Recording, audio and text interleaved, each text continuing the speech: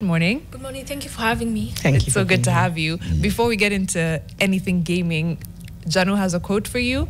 Tell us if it speaks to you, how you interpret it, what it says to you. So the quote is by Binyavanga Wainaina, a Kenyan author, a journalist. In 2008, he said, "The thing about our generation is we are not afraid. We may fail, but we will fail loudly." How does that speak to you? I think it honestly speaks to those of us who are just trying to build something of our own and being unapologetic about it. We've been raised all our lives to be risk averse, but I think the time has come that we have to move forward with courage regardless of the consequences. I completely agree. We move regardless of the consequences. I'll start, before we get into even gaming matters, she's also Wakili, and I want to know her reflections for Katiba at 15. Yes, 15 years on. What do you think? Do you think you've done the Constitution justice in its 15 years of existence, Sylvia? I think the fact that the Constitution has allowed for judicial independence means that we've been able to keep the excesses of the legislature and the executive at bay. But I think the fact that our current head of state was one of the key oppositions to the Constitution, and then now he's expected to uphold it. I find that notion absurd, and I think we need to have leadership that is respective of the gains that we have made since independence. And as long as we don't have leadership that continues to be contemptuous of the Constitution, we can't expect them to protect us as the people. Let me ask this question. There was around 34 to 35% of voters in 2010 who voted no. There are many others who did not vote either way, so we don't even know how they voted. Now, we don't know, apart from William Ruto campaigning and several others campaigning, we don't even know how he voted. But are we saying that anybody who voted no for this Constitution should not be elected into positions of office, where they are expected to uphold the Constitution, should not be appointed into a commission, where they are expected to uphold the Constitution? Or if they do, if we found out, for example, that our Chief Justice voted no to the Constitution, is that ground to remove her from office? I honestly can't say where the mindset was in 2010 and what the mindset is now. It's been over 15 years in all candor, so I'd like to think that they have changed their minds about the Constitution.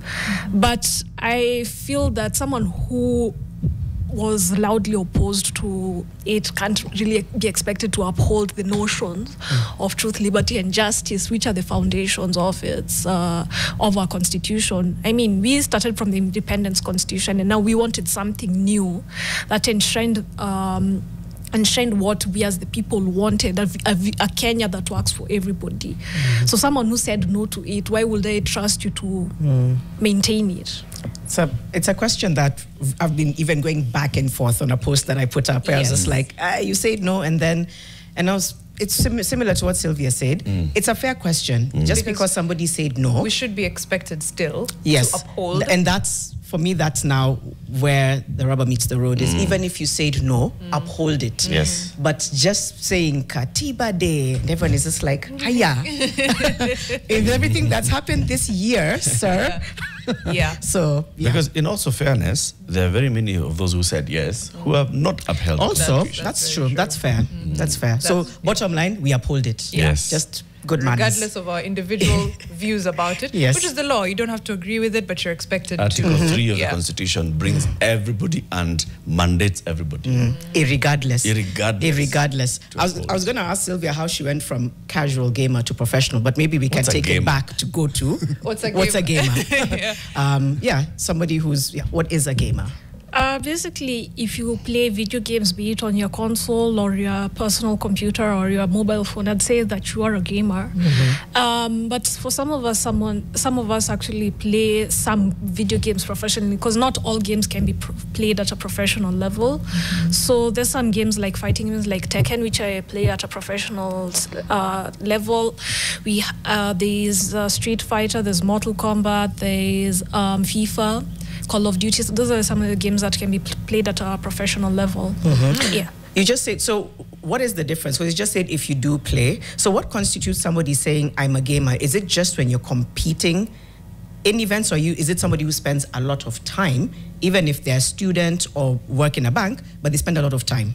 What constitutes a gamer? Someone just who spends a lot of time playing video games is enough to call yourself a gamer, in my opinion. Wow, so this is the argument I was having with my older son. You're a gamer. I'm a gamer. Yeah. I'm like, are you though? So I'm glad that she's... True that he's a gamer. He is. Yeah. He's not a professional. He's not a professional gamer, So but he's who's a professional gamer? And you said there's those games, but is it just because I play Mortal Kombat, do I become a professional gamer? Or what is it? I think if you're spending time in practice mode and then you're going for tournaments and then I'd say you're earning a bit of money from that, I'd say that makes you a professional level. So when you earn from it, same way we talk about like professional footballers, they earn from it, professional athletes, they earn from it, and so on and so on. So it's the same kind of thing that we are saying here. Yeah. So who's paying you? Because I can see playing for Arsenal, you paid. And there's a whole structure. In these online games, as a professional? There's some events that have prize pools and the like. So that's one of the avenues you can earn. You can also earn from streaming your games online, like through platforms like Twitch, like YouTube, like Kick, and TikTok Live. And then there's some of us assigned to professional teams who you play, so you essentially would play for them the same way a football would play for a team like Arsenal or so you're like that now you Eh? Yeah. You're signed up for a team. Tell us about that. What's the team? Who's the owner of the team? So I'm signed to a South African team, Nipol, and then I've also been privileged to be the first Kenyan Red Bull athlete. So that's given me, I'd say that's been kind of like a dream come true, just being able to represent teams on the global stage and to represent my region and my country. Right. Yeah. No, a lot of people don't know not the contrast, but like the similarities between esports and what is considered like regular sports. And it's a lot, the systems work very similarly, especially tournaments. Okay, you win a prize, got a team, you've got sponsors. In that sense, they're very, very similar. So I think when people think esports, they still think of it as a hobby and not, especially around here. But Sylvia, I think you monetizing has been one of the biggest wins, not just for gamers in Kenya, but I think for female gamers across the continent and the world. And it's a big, big, big, big pool. But how did you monetize and move from gamer to professional gamer, and then to attracting sponsors, to joining teams and all of that? Also, international tournaments are not easy to get into. So I started competing in 2017. I've been gaming since I've been quite young, but 2017 is when I decided I wanted to start competing professionally. I initially started with Mortal Kombat. I came in fourth in my first tournament, and that kind of gave me that confidence to continue pushing. I transitioned to Tekken in 2018. And in June of that year is when I got signed to my first American esports team. And it's not that I was like godlike at the game. I was still someone who was just trying to figure out the notions of what it meant to play this at a high level. But they just said they wanted to be part of my story, which I think was just like, you know what, why not? It's not every day that an esports team from the US says that they want to sign someone up. And I was just like, okay, Who reached out to who? They reached out to me because the team that was Exit Gaming. They've always been about doing things unconventionally, because they even signed players from Venezuela, from Canada, and these are regions that don't really get as much love. And so they wanted to sign someone from the continent. And since my community was on in the first search results, among the first search results they got on Google, they reached out to the community founder, and then they in turn reached out to me. We had a call, and then I was just like, okay, fine, this sounds good to me. And then I didn't really think it was that big of a deal until I started getting a lot of media attention. My cousin sent me a picture of a newspaper that had the whole details of the engagement and stuff. Right. Then from there, I just started building up my brand, and I started streaming sometime in 2020. I mean, the amount of the small money I was getting from that, I mean, was just enough for a university student. I mean, amazing. Yeah. Okay. And when did you feel at home with this? And by that I mean, you get signed and you're like, okay, were you still trying to figure out, do I want to do this professionally or do I just want to feel it out? And when did you realize this is something that I want to do as a career? What was that point? I think in 2019 when I did a feature with the BBC Africa, it was when I was like, I think this is actually really serious, because that like really built my profile. And then on top of that, it's that's around the time that Red Bull first scouted me out at an event I was attending. So just like, I think I want to like really give this a shot. Yeah. Even if I'm in school, I mean, I might as well take the chance, because it's not every day that you get that comes. At some point, I know we'll get into structures, but I think one of the things you've been very vocal about is even just your experience as a female gamer. You've talked about things like online harassment. Talk to us about some of the things you've had to navigate. I mean, so many layers. Woman from Africa to the world. What did you have to navigate, and how have you found your way through? Woman from Africa to the world, gaming. You know, it's like so many firsts. So many, yeah. And even if they're not firsts, it's the level at which, right? You're doing it. So I think the biggest thing I've had to just navigate is learning Tekken, because it's not one of the more notoriously difficult fighting games to get into. And I think the fact that it doesn't have a tutorial mode was something I was struggling to wrap my head around with. So I didn't even know what movement was. I didn't know what frame data was. I didn't know what character knowledge and matchup knowledge was. So navigating all that, and then on top of that, feel people like constantly undermining and underestimating my potential made it even more difficult to want to be part of the Tekken community. But I think the best advice I got from one of my mentors overseas was that you have to remember that you're doing this for yourself. You're not doing it to prove a point to anybody. And that kind of kept turned my head straight. And I just started like putting in the concerted effort, because at the end of the day, I know what I want from this space. And eventually, like, I can probably say like I'm one of the top Tekken players in the country right now. So yeah. And the harassment, the online, the space, what did you find, and how have you managed to navigate that? Even if it's bullying, online harassment affects women, right? So for you, what was it that you saw come up? I mean, it's just basically go back to the kitchen, just nonsense like you need a husband in a kitchen, just, or just, or it's basically, or just remarks that I wouldn't expect to be thrown at my male counterparts. But I realize it has nothing to do with me, and it's everything to do with the person. And the unfortunate problem when this conversation keeps coming up is that we don't actually have we're not having the right conversations regarding online harassment, because we keep asking about the how but not the why, and the how is always directed at the person on the receiving end of that treatment. We don't ask the why, and the why I feel needs to be directed at the majority demographic. And even then, I still feel that's not the crux of the conversation. We have to understand that as long as we're living under capitalism, it's going to necessitate power structures and hierarchy, because capitalism necessitates racism, necessitates sexism, all the isms. All the isms. So until we actually have a conversation around a system that constantly dehumanizes us, then you're not going to actually have sustainable solutions, because Huey P. Newton, the co-founder of the Black Panther Party, says that oppression is rooted in our material conditions.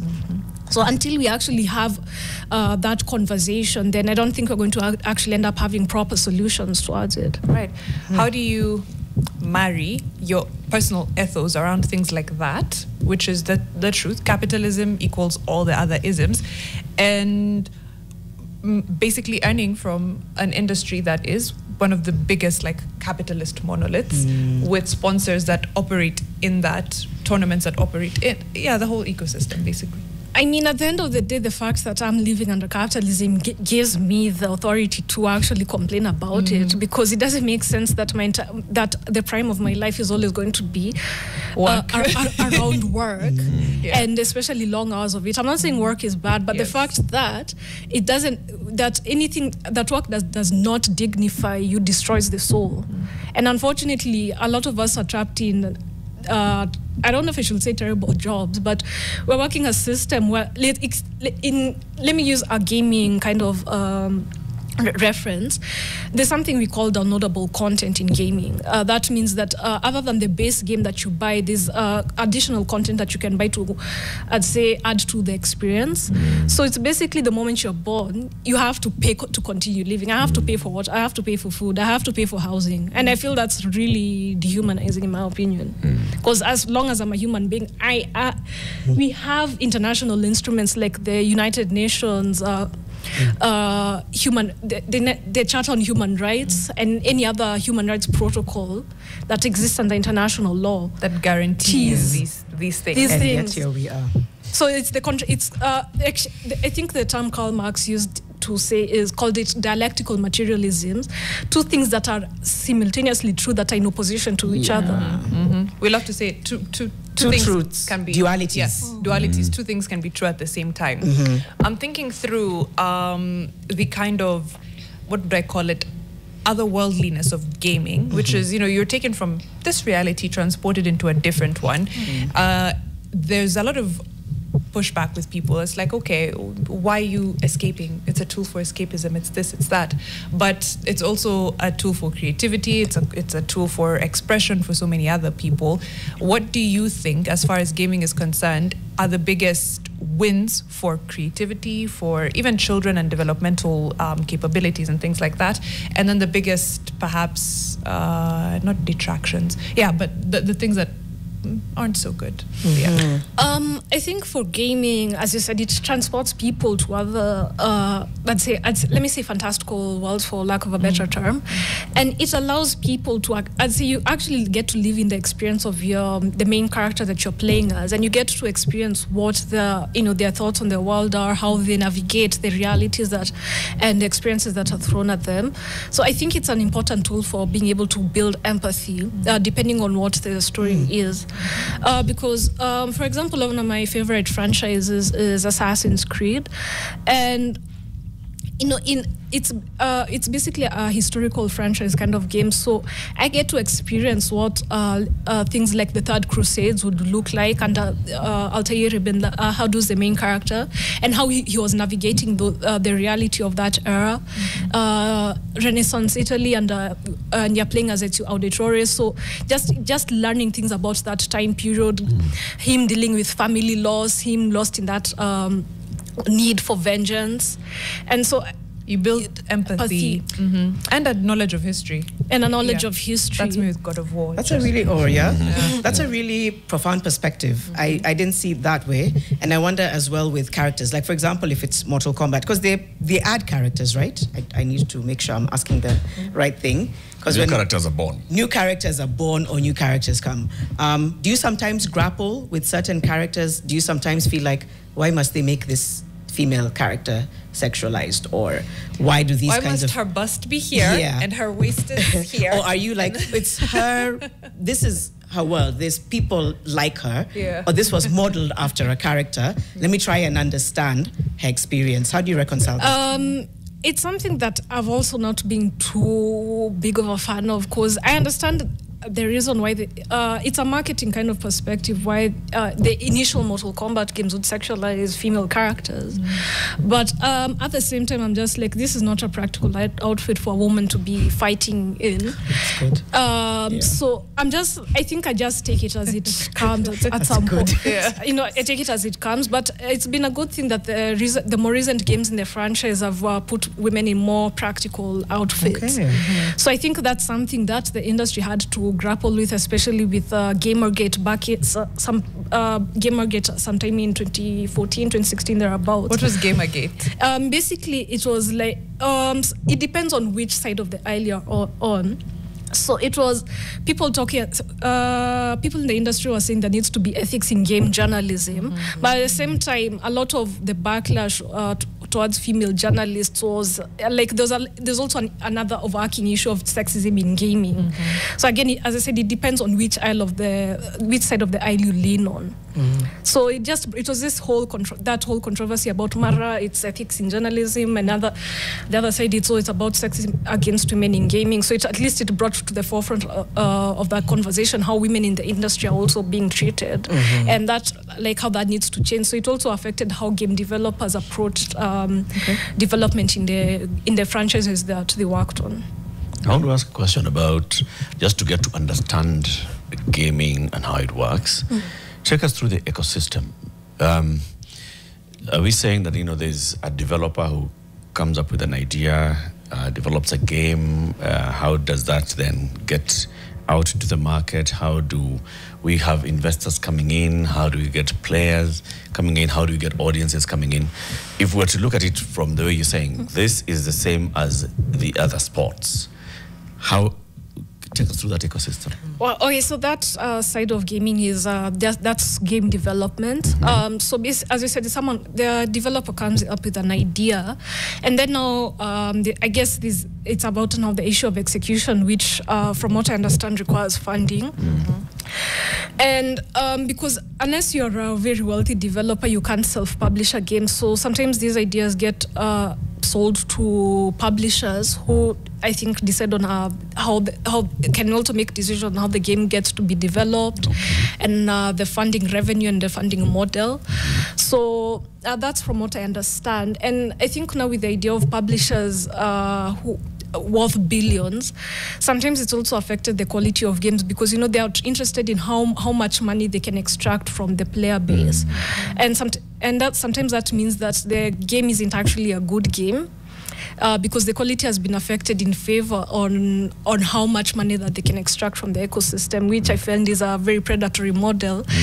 And we find that developers have some amazing ideas, but they're just not given the creative freedom to execute it. It's a big then how do problem players across come in? entertainment industry as a whole. It's a whole thing. How do players come in? Are you as a player, you buy a game, and then at what point do you start earning? At what point are there audiences? Do we come to stadiums to watch the games? So as I said, it depends on what kind of game, because not every game can be played at a competitive level. Assassin's Creed is just an adventure game. Unless I'm streaming it, it's not, and it's not definitely not competitive. Now these games like Mortal Kombat, FIFA, Tekken, Gran Turismo, and the like, those are the ones that have a more competitive aspect to it, and that's where there's an agreement between the publishers and maybe the tournament organizers who want to on how best it can become, let's say, quote unquote, esports. All right. Yeah. Okay. Thinking. Yeah, you're thinking. Thinking. You've represented Kenya at many esports tournaments. You've done an amazing job, but I want to now get into the structures that exist around this. When you go to represent, are you representing Kenya? One, or are you a Kenyan playing? Are you a Kenyan playing at a tournament? What structures exist around esports in Kenya, if any? What support maswali ni mengi, but you know where I'm going with this conversation. Yeah, I get it. So I like to think of it as a mix of both. I'm both a Kenyan playing, and I'm also representing the country whenever I'm overseas.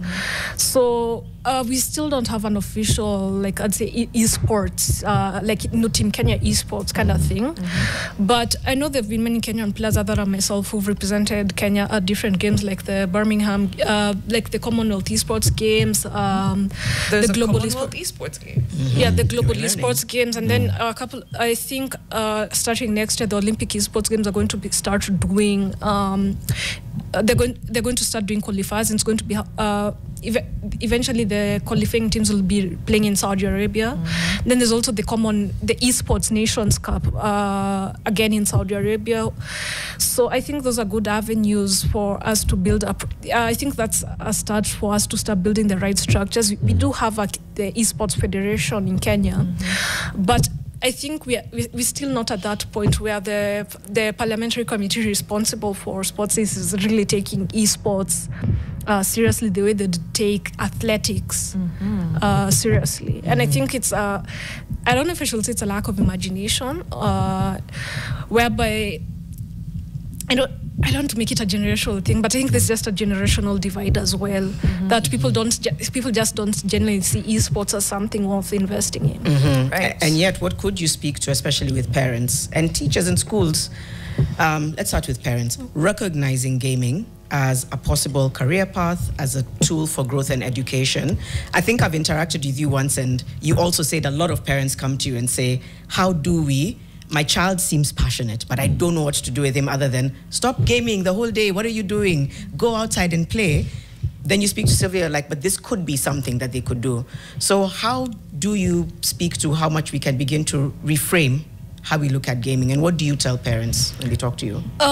What I just tell parents is that whether you like it or not, your child will find a way to do this. And it's something, I'm speaking from my own experience. My parents didn't agree with what I was doing. Even they were very reluctant on the support, but I was just like, whether you or not you like it, I'm just going to do it. And they'll be secretive about it. So you'd rather be there hands-on and guide them rather than just saying outright no, if that makes sense. Number two, I think what Kenya has is a crisis of philosophy and imagination, because the way we look at what we consider work to be was shaped by our colonial masters. You know, that anything that was, it's either that it's an extractive ideology of work and not something that's in service of the community. And I think the fact that we haven't reckoned with that kind of ideology since 1963 means that we're always going to do work that is always in service of empire, if that makes any sense. So the moment we actually change our idea of what work is, because gaming is work, thinking is work, and the kind of the amount of time that I put into my craft, whatever it may be, that's still something that needs to be recognized as work. So I think the moment we have that paradigm shift as a nation, then we'll actually start doing what needs to be done to encourage our children in whatever path that they might seek. And I know, if I forget, I know this applies to all industries, but when is there an concern for an unhealthy attachment to gaming vis-a-vis a healthy one, where you can say, okay, you know what, my child seems to be enjoying it, and this is something that they could do competitively. I don't know, I guess it's from person to person, but how can you tell when it's something that can be nurtured? Well, I mean, the best way I can just look at it is like, if your child has a fixation on something, I think it's something worth exploring and trying to understand, rather than just saying, because I don't understand it, don't do it, I don't like it.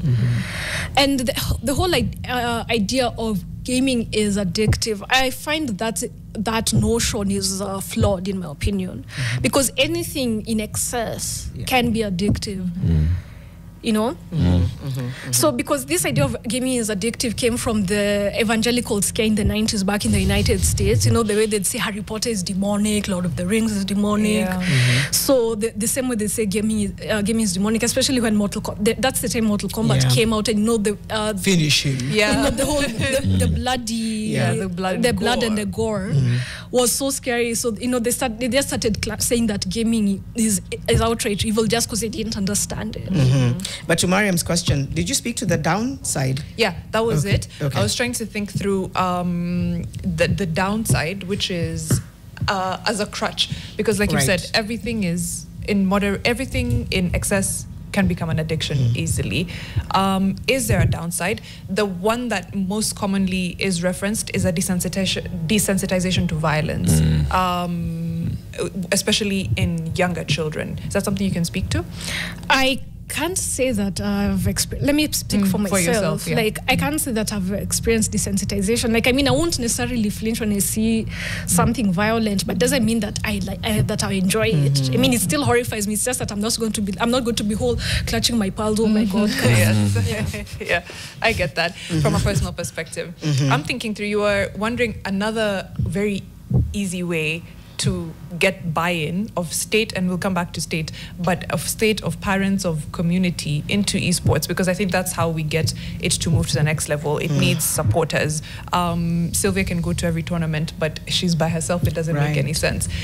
Is showing them the systems that exist elsewhere, you know, and how it benefits people. So let me ask you, the tournaments that you've been to, what's been, for example, the highest prize and if you're comfortable with sharing your highest prizes won as well, and the structures that you've seen abroad that have enabled gamers to come up.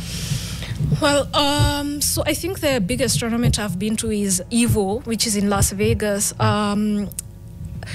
So EVO is basically the Olympics of fighting games. It brings the best from the best from South Korea, from Japan, from North America, from Latin America, and even Africa. And I think I'm going to give you some context. So for the fighting game community, we're considered poverty esports because we don't have necessarily big prize pools as compared to things like League of Legends, which is a MOBA. That's is it okay, I can't remember the definition right now. But League of Legends, because they have huge publisher backing, so you'd find that the prize pools can go into hundreds of thousands of dollars. But since the Saudis came into the mix, we find that the Esports World Cup has so many different games, and I think the prize pool for each game is like $1 million. So I think what needs to happen if you're trying to create a more constructive ecosystem is that I think people need to see themselves in some capacity in this industry and find that this is something that I can participate in regardless of my country, my region, my economic status, or my gender or racial identity. And I think that's something Kenya hasn't really gone to yet, because I think we're in a position where we're putting the cart before the horse. We're talking about building esports, but we haven't even talked about catering to casual gamers in a way that they feel that this is something they can do as a casual. And if the opportunities for me becoming an esports athlete are there, then it's something that I can now take the next leap into. Before I ask the next question, what are we watching? For those who are on NTV, are we watching, is this Mortal Kombat? It's Tekken. Oh, sorry, Tekken. It's Tekken. Yeah. Okay. And this was you against? This was me at the Mzansi Esports Championships in Johannesburg, South Africa. I was Kenya's representative. Okay. Yeah. So you are... Ling Xiao, you the girl on the left. You're the right or the left. On the left in red. Yeah. Oh, those are the combo right moves. Oh. Man, I haven't played Tekken in forever. Yeah, I used to KO. Okay, there you go. So you won? This was winners finals, so it was my opponent took 3 matches against my 2. Yeah. Somebody is asking, what kind of hardware setup does Sylvia use for competitive play? Are they her own? And how much does it affect performance? So I have a PlayStation 5, I have a gaming laptop, I have a monitor and everything. So having the tools that I need to get to the next level of play is important, because rather than me having to go to a cafe and play by the hour, I can play as long as I want to and I need to, and I get more personalized support from my coaches and that. Yeah. Okay. And now that speaks now to access. The structure and everything. Yeah, access as well. And we'll talk about the access a bit, but the structure. Coaching requires money. Setting up the hardware requires money. Everything, going for tournaments, all of that requires money. How is it funded right now? You have sponsors, which is a great thing. What is the value for the sponsor? What's the value for you? What's the give and take that both of you have? And then now, how do we translate that into now growing an ecosystem and an industry where gaming works in Kenya? Because a lot of people may be good at it, but they don't know because they've never played Xbox or PlayStation or anything. For that question, I'm not too savvy on the business side, but I think the best comparison I can give esports is to Formula 1. There's literally no profit. I don't think there's much profit to be made from it, but I think what the give and take for the partners is that I give them the brand visibility. 100%, yeah. Yeah, and that then is a big give. Yeah, it's not monetary in that traditional sense, but it's a big give. Yeah, it's a big give, because at the end of the day, if I were to give the example, if Red Bull, they're putting their resources into me, it enables them to continue selling their cans to a much wider audience. Yeah, that's just one of the examples I can give. It's the same thing with Formula 1. It's the same with Mercedes. Not everyone is going to be buying a car every time of Every time they see Lewis Hamilton driving a Mercedes, they will be like, let me go to DT Dobie and take one home. And take one. Yes. But now it's buying into, it's the industry, not the industry actually, government, etc. Are there ways in which they can buy into it to make it cheaper or more easy to access? And I'm thinking whether it's gaming hubs, whether it's internet connect. Yeah, I'm just wondering. There's definitely ways for the government to make to allow more buy-in to happen. And I think, as I said, that first requires imagination and vision to begin with. Yes. Because unfortunately, the kind of punitive tax policies that have been implemented by the Kenya Kwanza government aren't doing the gaming industry favors. Because recently, Twitch pulled out monetization. Yeah, and you posted the screenshot of Twitch notifying you that you will no longer be receiving payouts. Give us context into what policy led us to that, how much Twitch pays, and what that means for the industry as a whole, for people, for streamers and gamers. From what I understand, Twitch used the term recently imposed policies. So my first thinking was that was the Finance Act of 2025, but I recently also talked to a friend of mine in the industry, and he mentioned that sometimes these global companies are usually slow to implement maybe previous finance bill, previous tax policies, and the other thing that might have affected was also the Finance Act of 2023, which put in taxations for digital creators, I think at 15%. Digital service tax, yeah. Yeah.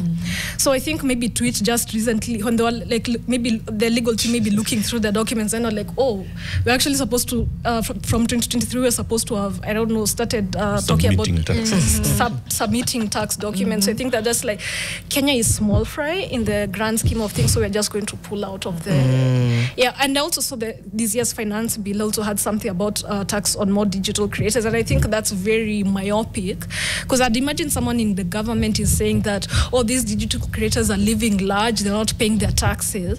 And I'm like, you're just going for maybe at most 2 million shillings, which is a drop in the revenue targets that you actually need to meet.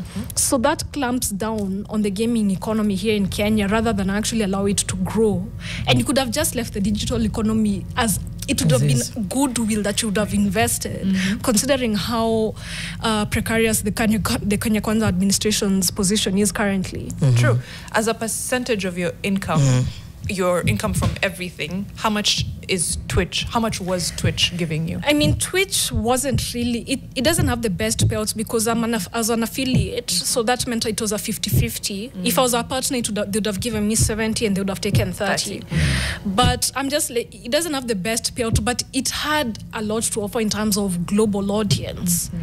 So I feel like that was a loss, in my opinion, like the access to the audience. I can still stream on the platform, but I'm not earning anymore. Yes. And I think the growth as well, if you stream less because you're not earning, then you're also not growing an audience, so you're also not earning more. It's kind of cyclical. And, there's this idea of, how do we build this industry? And it's like, if one, we have an esports federation, but what are they doing? Two, does the ministry, the state departments, all of them, are they well aware? Are they aware? Are they aware and aligned? Aware and aligned. That's what I was looking at. That was number 2. And then, do they have the financial mutts? I don't even know where to begin. I feel like, if I understood Sylvia correctly, she's like, we could be speaking to that, but are we even speaking to it already as a pathway? Because you could be saying the structures, for example, but then let's take it back. Is there that pathway? Are we nurturing talent? Are we creating access for people to build on that talent? So I wonder whether that, because she was talking about the cart coming before the horse. Right, that's fair. But that's still a good question in terms of ministry. Do we have cart, do we have horse, or do we have neither? Because if you just look at it, a federation is a good place to start, and a federation consists of the people in that ecosystem. Football federation is players and managers in the system. Volleyball, same. So now if we have an esports federation, how well engaged is it and determined to grow esports? So then you can engage with the State Department, with the Directorate of Sports, and say, this is what we want, this is what we are lobbying for support, this is the kind of support that we want, and to grow, and so on and so forth. How active is the Esport Federation? I'd say they are active, but I think it's the fact that they don't have the prerequisite, I'd say, funding, that makes it also very difficult for them to present our affairs. And I know, for lack of a better term, that Musalia Mudavadi is the patron of the is the political patron, because I've seen him talking several times about esports being something that the government is looking to support. I've seen him at esports events and the like. But I think it says something that about the fact that we have political patronage as the reason, the only main way that our industry can grow. And I think it's something that is doomed to fail, in my opinion, because the moment industry is built on political patronage, it also captures our imagination as to how we can actually grow as a country. I think if, as I said, we lack philosophy and we lack imagination. Until we also fix that, then there's no way we're also going to grow our industry in the way that it needs to grow sustainably. Yeah, there's some people here who are asking technical questions, like Raise Tech Chronicles. Kindly ask Winaro on the specifics of her setup, what GPUs, which laptop brand. I mean, it's not that technical, but yes. So Raise Tech Chronicles and Megatron 1 so far asking about hardware and setup. So yes, to raise question, specifics of her setup, if you're open to sharing, GPUs, explain what those are, and which laptop brand? So GPUs, I think they're the graphics card. So my laptop it's an MSI G76 Raider. It has a 3060 GPU. I know it's I don't know if it would be considered old, but it does the job well because it's one of the more recent GPUs that came out sometime in 2021, 2022. Yeah, so that's the set. That's what I use as my gaming laptop. Console is a PS5. Yeah. Okay. Are you still? Oh, I was going to ask if you're still balancing gaming and school. Yeah, I'm on hiatus from competing right now for health reasons, but yeah, right now I'm a bit more focused on the legal side of stuff, and it's also giving me some insights as to how I'll be able to continue serving the industry once I'm retired from competitive action. Yeah. Okay. I wanted to speak to a little bit more of the ecosystem, but starting with the things that are happening organically outside government, outside structure. I think of even comic conventions and things like that. What's working? Just people-driven things that are building the gaming industry in Kenya? I think grassroots is always going to be the best way to grow the esports industry, because I've seen that happen with the American fighting game scene, where the grassroots is what actually pushed the leap towards esports. And yeah, for the fighting game community, we've always kind of side-eyed like esports because of the big brands and everything wants to take over rather than work in harmony with the grassroots. And I think here in Kenya, knowing our circumstances, and also through Africa, we need to talk about the grassroots more. And then if brands want to come in and partner with us, that's absolutely fine, but it's not an issue where they just want to take and then they disappear, because that's not going to, there's no way you're going to buy a brand any goodwill. It needs to be there needs to be synergies. Yes, agreed. Synergies exist, sometimes organically, sometimes not so much. The way that in the world, like, it's been very extractive. Maybe how do we also foolproof, I like to use that word, foolproof ourselves from the more extractive bits of the gaming industry as it grows? Because it's budding here, but like we've said, it's billions and billions and billions worldwide. So then as we grow, we don't have to grow with the bad as well.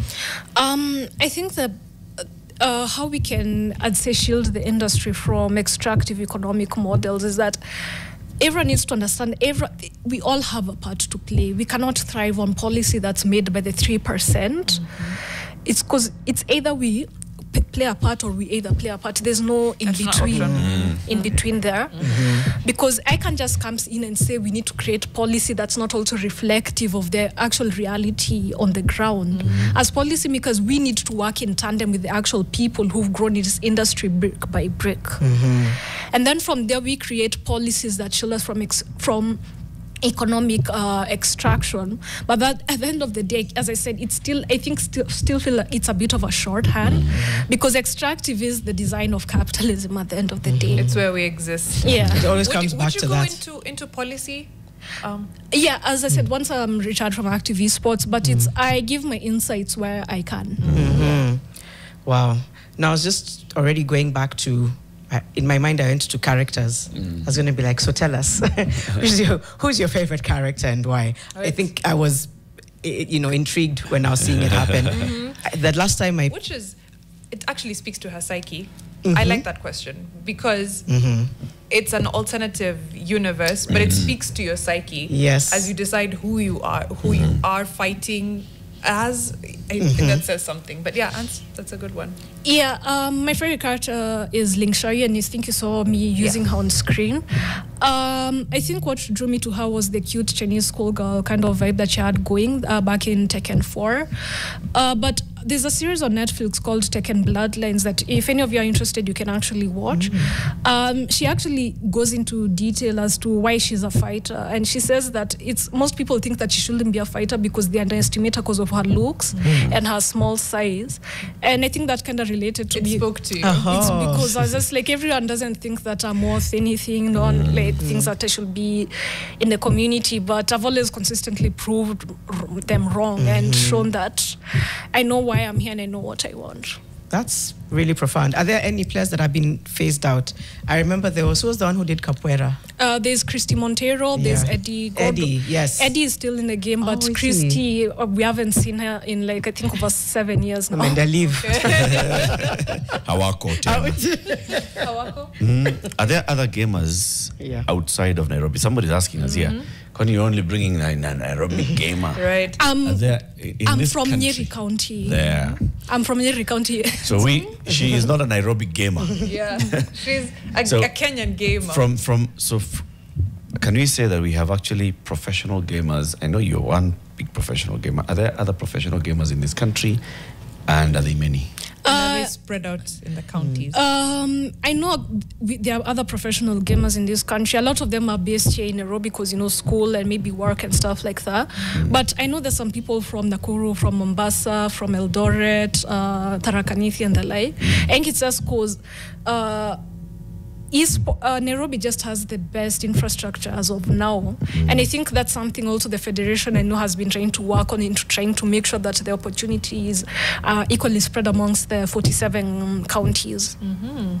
I'm thinking of collaboration now from a sporting perspective with other sports. What's the buy-in like? If you tell, for example, someone from the Kenya Rugby Union or Harambee Stars that you're going for the Commonwealth Esports Games, will it click? Is there, Okay, I know internationally teams like, I think Arsenal, PSG have also signed esports athletes. So I think there is a possibility of synergies, but I think for now, if you are still in the building stages of I don't know if that will be really successful. I know the Football Federation here in Kenya had Victor Wanyama playing FIFA on stream. So I think there is some possibilities, but I'm not sure how that well would work. I don't want to disregard it, but at the same time, I can't really say for sure. You can't say for sure. Yeah. Okay. We're about to wrap it up. Maybe just as a parting shot, when you think through gaming in Kenya specifically, not just globally, in the next, let's do 15 with the same Katiba, what does the gaming what should I call it? Landscape look like? Yeah, look like. Sorry, could you repeat the question? Yes, gaming landscape in the next 15 years. In Kenya specifically. In Kenya specifically, I think that will depend on what we decide as a country at the end of the day, what we decide our destiny needs to look like.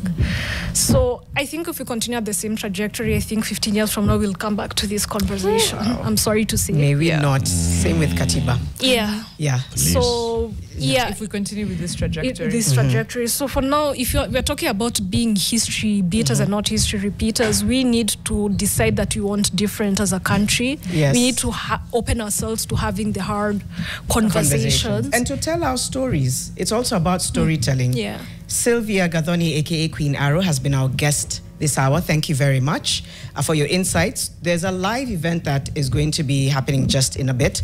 Launch of the 5th Cycle Strategic Plan and Bulk Water Services. That's already taking place. The event has started, so we're going to cross over to that. Later on, the ladies from your world will join. In the meantime, from me, Janet Wogwa, from Eric Latif, Mariam Bishar, thank you for staying with Fixing the Nation this week. We'll be back here on Monday. Barikiwa. Bye. Bye.